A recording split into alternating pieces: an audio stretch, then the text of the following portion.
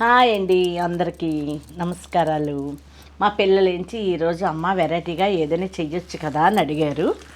Chicken వడలు చేసి పెడదామని చూస్తున్నాను నేను. అవి ఎలా చేస్తానో చూడండి. ఇది బోన్లెస్ చికెన్. ఇది దాంట్లో మొత్తం అన్నీ వేసేద్దాం. మసాలా కారం ఇది వేస్తున్నాను. చూడండి, అల్లం వెల్లుల్లి పేస్ట్ కొంచెం వేస్తున్నాను, కొద్దిగా వేసాను చూడండి. వేసేస్తున్నాను. దీంట్లో కరివేపాకు కొంచెం వేసాను, కొత్తిమీర, పుదీనా కూడా వేస్తానండి. చికెన్లో పుదీనా వేసుకుంటాం కదా మనం, రుచి బాగుంటుందని. పుదీనా, పచ్చిమిర్చి, ఒక 2 మిరపకాయలు ఇదిగో వేసాను. లాస్ట్లో బ్రెడ్ ముక్కలు వేస్తున్నాను, రెండు అన్నీ కలిపి నేను ముద్ద ఆడేస్తానండి. ఇప్పుడు ముద్ద ఆడతాను. ఈ మసాలాలోనే సాల్ట్ ఉన్నదండి. మసాలాలో సాల్ట్ వేసాను నేను, దానివల్ల నేను విడిగా వేయలేదు. మీరు వేసుకోండి. చూడు,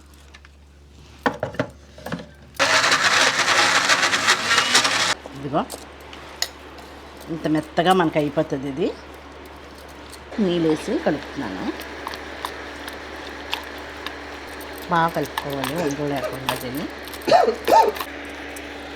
ఇదిగో చూడండి ఎలా చేస్తున్నానో. నేను ఫస్ట్ కార్న్ఫ్లవర్లో ముంచాను దీన్ని. ఇదిగోనండి వడ ఒకటి. ఇదిగోనండి కార్న్ఫ్లవర్లోని ముంచాను ఫస్ట్. కార్న్ఫ్లవర్లో నుంచి ఇగో దీంట్లో కలిపాను, బ్రెడ్ క్రమ్స్లో దీంట్లో కలిపి కార్న్ఫ్లవర్లో ముంచాక ఫస్ట్ ఉండ చేశాను. ఆ ఉండని కార్న్ఫ్లవరు బజ్జీలా కలిపాను కదా, చూశారు కదా. ఇప్పుడు దీంట్లో కలిపేసి ఇగో వడలో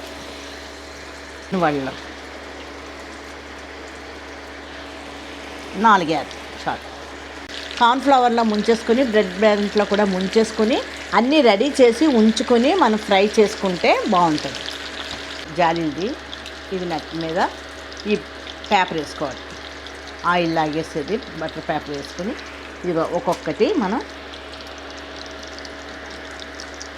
ఏగిపోతే ఇగోనండి ఇలా నూనె చూడండి ఎంత అయిపోయిందో. ఏగిపోయింది మనకు అర్థం. అది చూడండి, ఆయిల్ బుడగలు లేవు, ఏవి లేకుండా. అస్సలు శనగపిండి కానీ ఏది అక్కర్లేదండి మనకి.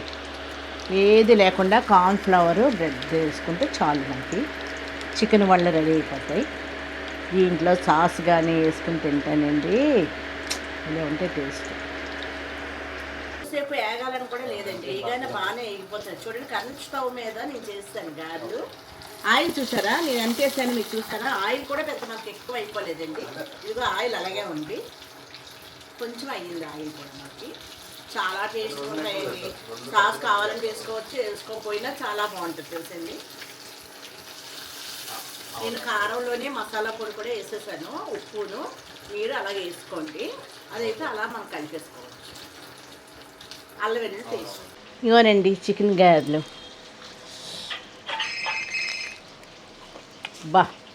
సాస్ ఏమి లేకుండా తిన్నా చాలా బాగున్నాయండి. కానీ కావాలి అంటే పెట్టుకోవచ్చు.